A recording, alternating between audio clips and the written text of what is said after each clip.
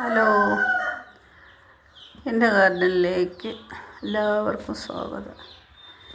ഞാൻ ഇന്ന് വന്നിട്ടുള്ളത് ഒരു കൊച്ചു വീഡിയോ ആയിട്ടാണ്. ഞാൻ കുറേ ദിവസമായിരിക്കുന്നു വീഡിയോസൊക്കെ ഇട്ടിട്ട്. അപ്പോൾ വീഡിയോ ഒക്കെ കണ്ടെല്ലാവരും ഒന്ന് സപ്പോർട്ട് ചെയ്യുക. ഇഷ്ടപ്പെട്ടാൽ ലൈക്ക് ചെയ്യുക, കമൻറ്റ് ചെയ്യുക, സബ്സ്ക്രൈബ് ചെയ്യുക. കാണുന്നവർ സബ്സ്ക്രൈബ് ചെയ്ത് കാണാൻ ശ്രമിക്കുക. എനിക്കുണ്ടായതാണ് ഈ ഒരു അടീനിയം. ഞാൻ വാങ്ങിച്ചതായിരുന്നു, അത് പോയി എന്ന് വിചാരിച്ചിരുന്നു. ഇപ്പോൾ പിന്നെ അഴിച്ച് പൊടിച്ച് പൂക്കളൊക്കെ ആയി വന്നിട്ടുണ്ട്. നല്ല വില കൊടുത്ത് വാങ്ങിയതായിരുന്നു. പിന്നെ അതുപോലെ ഞാൻ ഇതിൻ്റെ തൈകൾ വാങ്ങി. ഡബിൾ പെറ്റൽ അക്യുമിനാസ് നാടനുണ്ട്. ഒരു 4 കളർ ഉണ്ടായിട്ടൊക്കെ പോയി, ഒരു കളർ തന്നെ ഉള്ളൂ. അക്യുമിനാസ് ഡബിൾ പെറ്റൽ 10 കളറൊക്കെ ഞാൻ വാങ്ങിയിരുന്നു. ഈ ജിഫിയിലുള്ള കുഞ്ഞു മുളച്ച് വരുന്ന തൈൻ്റെത്. അങ്ങനെ അത് കഴിഞ്ഞ പ്രാവശ്യം വല്ലാതൊന്നും പൂക്കളൊന്നും ഇട്ടില്ല കേട്ടോ. ചെറിയ തൈയായിരുന്നു. അങ്ങനെ അത് എല്ലാം ഉണങ്ങിപ്പോയി. മഴയൊക്കെ നിന്ന് ഉണങ്ങിപ്പോയി. അപ്പം ഞാനതിൻ്റെ വിത്തുകളൊക്കെ ശേഖരിച്ച് 2-3 ചട്ടിയിൽ വെച്ചിരുന്നു കേട്ടോ. വിത്തുകളൊക്കെ മാറ്റി അങ്ങനെ വെക്കണം എന്നുള്ളത് ഞാനൊരു വീഡിയോയിൽ കണ്ടതാണ്. ഞാനത് വെച്ചതിന് ശേഷം അന്ന് ഞാനൊരു ജിഫി ബാഗിലൊരു ചെറിയ കഷ്ണം ഇട്ടതാണ്. ഇപ്പം അത് നന്നായിട്ട് മുളച്ച് പൂക്കളൊക്കെ ആയി വന്നിരിക്കും. ഇതാണ് എൻ്റെ വിത്തുകൾ. പക്ഷെ ഇത് വെള്ളമൊന്നും നനഞ്ഞിട്ടില്ല. എന്താണ് അവൻ മുളച്ച് വന്നിട്ടുണ്ട്. കുഞ്ഞ് ചെറിയ കഷ്ണം വെച്ചാൽ മതി. ചെറിയ ചെറിയ വിത്തുകളാണ് ഉണ്ടോ. ഇത് എങ്ങനെയോ അതിൽ വെള്ളം തട്ടിയിട്ടുണ്ടാവും, അതുകൊണ്ടാണ് മുളച്ചത്. വേറെ 2 ചട്ടിയിലും കൂടെ ഉണ്ട്, അതൊന്നും മുളച്ചിട്ടില്ല. അക്യുമിനാസ് എല്ലാവരും വാങ്ങി വളർത്തുന്നവർ ആലോചിക്കുക, അതിൻ്റെ വിത്തുകൾ ഉണ്ടാവും. അത് ഡബിൾ പെറ്റലാണെങ്കിലും ഉണ്ടാവും വിത്ത്. ഡബിൾ പെറ്റലിൻ്റെ ഒക്കെ ഇത്ര കുഞ്ഞു വിത്തുകളാണ്. ഞാൻ ഒരാളെടുത്തുനിന്നൊരു 4 വിത്ത് വാങ്ങി. ഈ സിംഗിൾ പെറ്റൽ തന്നെയാണ്.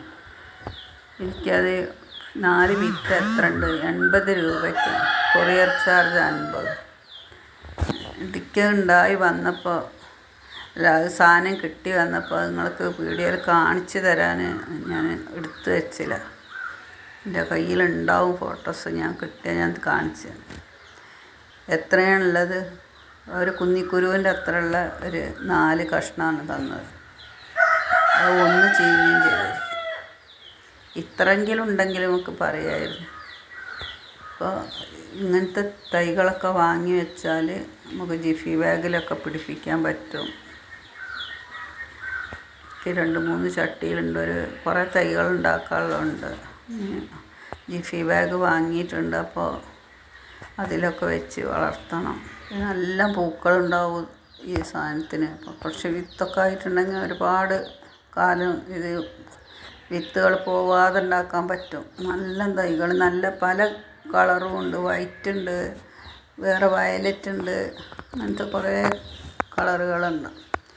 അതുപോലെ തന്നെ ഞാൻ വേറെ മുളകും തൈ നട്ടതിൽ നമ്മൾ വേസ്റ്റ് കൊണ്ട് കമ്പോസ്റ്റ് ഉണ്ടാക്കില്ല, അതുണ്ടാക്കിയിട്ട് അതിൽ കുറച്ച് വളം കൊണ്ടതിലിട്ടതിൽ മുളച്ചതാണ് കേട്ടോ. കഴിഞ്ഞ 3-ാമത്തെ വർഷമാണ്. ആദ്യത്തെ വർഷം ഉണ്ടായിരിക്കും, 2-ാമത്തെ വർഷം നല്ല പൂക്കളുണ്ടായിരുന്നു. ഒക്കെ പിന്നെ എന്താ പറയുക, മെരു വന്ന് മുഴുവൻ തിന്നു പോവുക. ഇത് ടെറസിൻ്റെ മേലെ. ഈ പ്രാവശ്യം ഇത് നിറച്ചും കായ ഉണ്ടായിരുന്നു.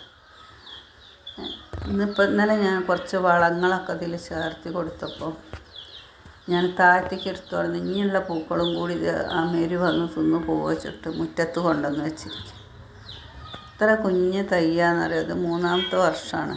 കഴിഞ്ഞ വർഷം തന്നെ കായ്ച്ചിട്ടുണ്ട്. 2-3 തൈ ഉണ്ട് ഇതിൽ. ആ വളം ഇട്ടതിൽ വന്നതാണ്. കായാവുമെന്ന് വിചാരിക്കുന്നു. അപ്പോൾ നമുക്കൊരു ചെറിയ ഫ്രൂട്ടിൻ്റെ തൈകളൊക്കെ കിട്ടിയാൽ ആര് വെച്ചെടുപ്പിക്കാം. അപ്പോൾ മേലെ വയ്ക്കാനും വയ്യാതായി. ഒക്കെ ഞാൻ വാങ്ങിയ പീങ്കാൻ്റെ തൈയാണ്. അത് എൻ്റെ വീഡിയോ സ്കിപ്പ് ചെയ്യാതെ എല്ലാവരും കാണുക. ഇഷ്ടപ്പെട്ടാൽ ഒരു ലൈക്കും കമൻറ്റും ഷെയറൊക്കെ ചെയ്യുക. ഇനി ഒരു സെയിൽ വീഡിയോ ആയിട്ട് വരും.